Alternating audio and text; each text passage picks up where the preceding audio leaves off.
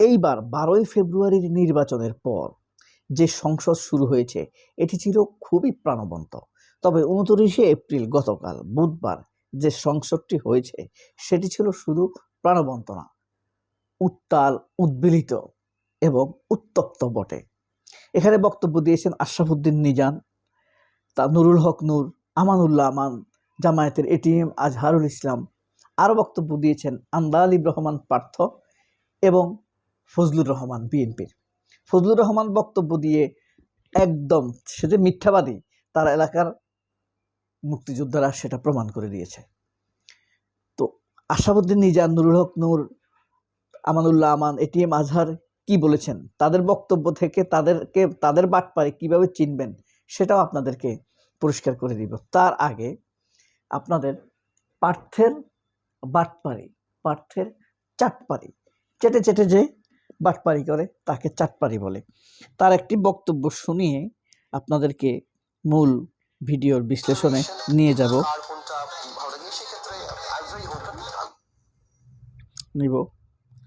যেমন দেখেন, পার্থর পুরান একটি বক্তব্য আপনাদেরকে শুনাই।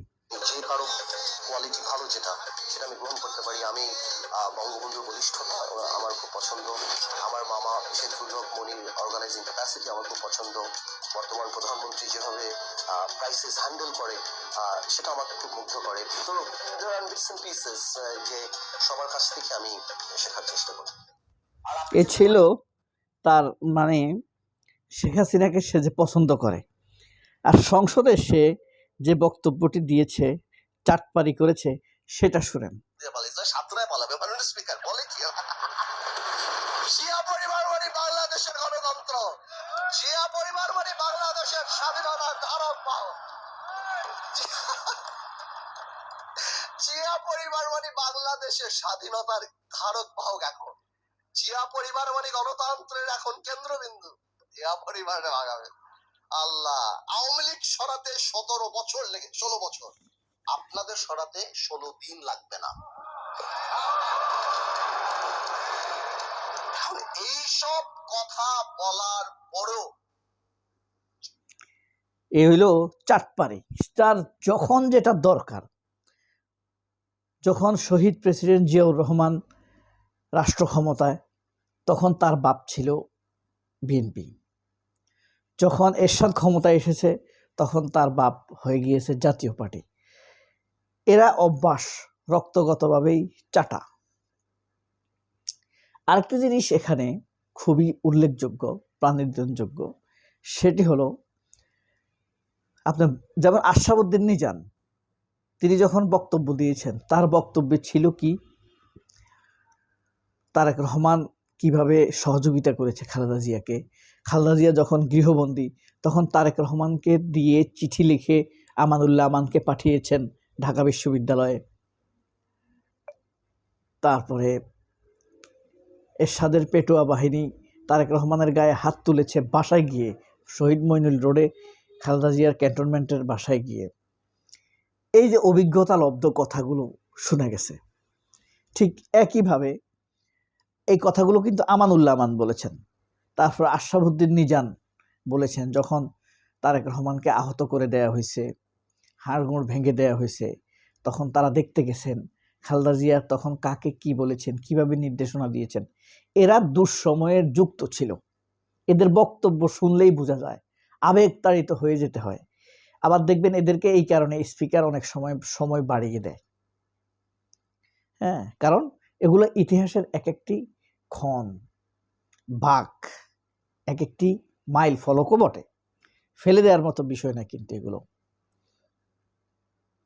ঠিক একইভাবে আপনার নুরুল হক নূর কিভাবে জেলে গেছে, কিভাবে মুক্তি পাইছে, কিভাবে মানুষের মুক্তির জন্য, বৈষম্য বিরোধী আন্দোলনের জন্য কথা বলছে। কিন্তু আপনি যখন পার্থ, তারপরে মহিউদ্দিন বকুল নাকি একটা আছেন এখন স্বাস্থ্যমন্ত্রী, এদের কথা যখন শুনবেন, আপনি শুনবেন তারেক রহমান সাহাবায়ে কেরামের মতো হয়ে গেছে, শিশু মুক্তিযোদ্ধা। পার্থ, এই যে বকুল, এদেরকে প্রতীক হিসেবে বললাম, কিভাবে চিনবেন সেটা বলতেছি আর কি। তারপরে বলবে উজু করতে হবে, বরকতুল্লাহ বুলু, উজু করে তারেক রহমানের নাম নিতে হবে, বুঝতে পারছেন? অর্থাৎ আন্দোলন সংগ্রামের সাথে এদের সম্পৃক্ততা নাই। যাদের আন্দোলন সংগ্রামের সাথে সম্পৃক্ততা নাই তারাই দেখবেন অতিরিক্ত তেল মেরে বিতর্ক সৃষ্টি করবে, বিভাজন সৃষ্টি করবে, অনৈক্য সৃষ্টি করবে। যেমন ফখরুল একটা আছে, সেই বলবে জামাতকে নির্মূল করতে হবে, এই করতে হবে। তারপরে আবিদ একটা আছে, এই শিবির গুপ্ত, তার সারাদিন হইলো এটা। আমান একটা আছে। এর কারণ কি? কারণ ফ্যাসিবাদী আন্দোলনে তারা ছিল না।